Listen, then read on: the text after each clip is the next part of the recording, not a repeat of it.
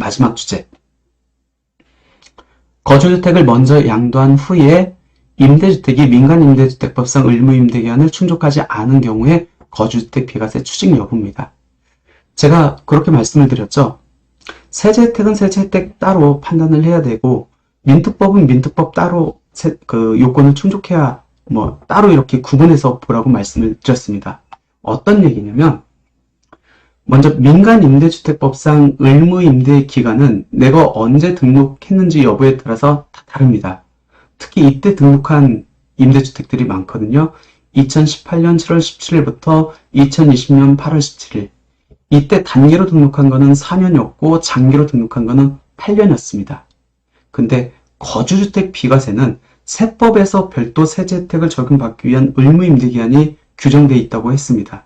특히 거주주택 비과세는 소득세법 시행 155조 20항의 이 가로 단서 규정이 세 차례 변화가 개정이 있다 보니까 내용이 조금 복잡하다 했습니다. 근데 결론은 이렇게 이해를 하시면 돼요.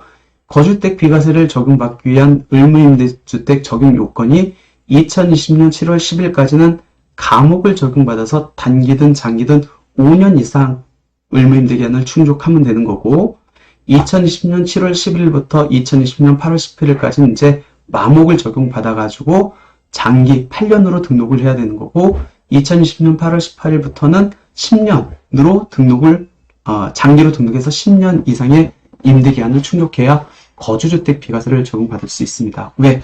거주주택 비과세 특례와 관련된 요건은 이 소득세법 시행 155조 20항에 규정되어 있기 때문에 그 20항에서 가로안이 몇 차례 개정으로 인해 가지고 현재 이렇게 규정되어 있기 때문에 그렇습니다.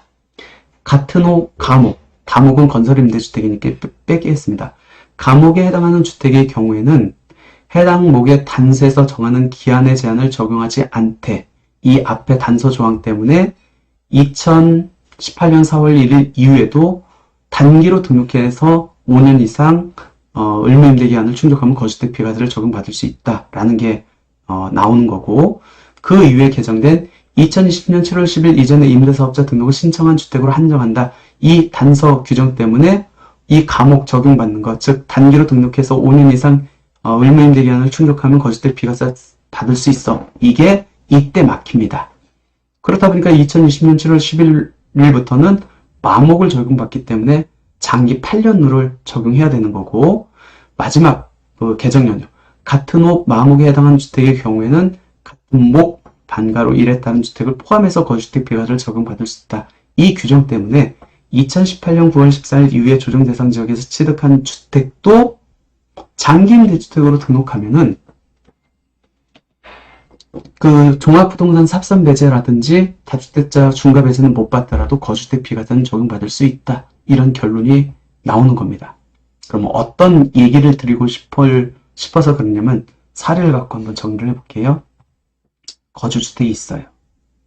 임대주택을 2019년 12월 달에 장기로 등록했습니다. 다세대 주택이에요. 다세대 주택. 그러면 민특법상 의무임대기한부터 한번 볼까요? 2019년 12월 달입니다. 민특법상 요 기간이겠네요. 장기로 등록했으면 얘는 몇 년까지 가야죠? 8년까지 가야 어떤 과태료가 없습니다. 그리고 8년까지 간 이후에는 얘가 폐지되지 않는 유형의 임대주택이기 때문에 그 이후부터는 내가 임대사업자 등록을 말소할 수 있는 권리가 부여됩니다. 이건 민특법상이고 그러면 거주주택을 비과세를 적용받기 위해서 이때 등록한 거는 나는 몇 년의 의무임대기한을 충족하면 되나 볼까요? 요 기간이겠네요. 그러면 내가 단기로 등록해도 5년 이상이고 장기로 등록해도 5년 이상만 충족하면은 거주주택 비과세를 받겠네요. 그래서 얘를 등록하고 나서 이 거주주택 비과세를 받았습니다. 언제? 2020년 1월. 그럼 미리 거주주택 비과세를 받은 거죠.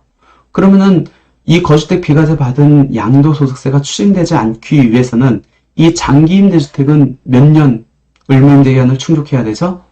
거주주택 비과세 세제 혜택이기 때문에 2019년 12월 달에 등록했기 때문에 5년 이상. 근데 5년 이상 임대를 하고 얘를 다른 임대사업자한테 넘겼습니다.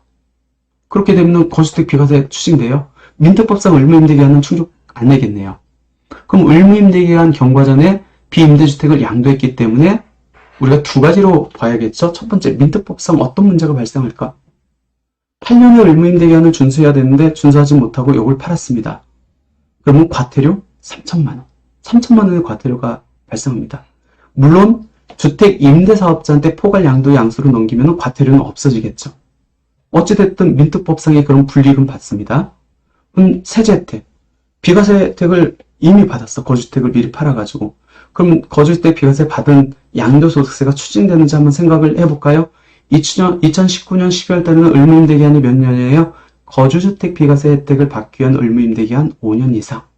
5년은 충족했네요. 그래서 거주택 비과세 받은 거 전혀 문제 없다.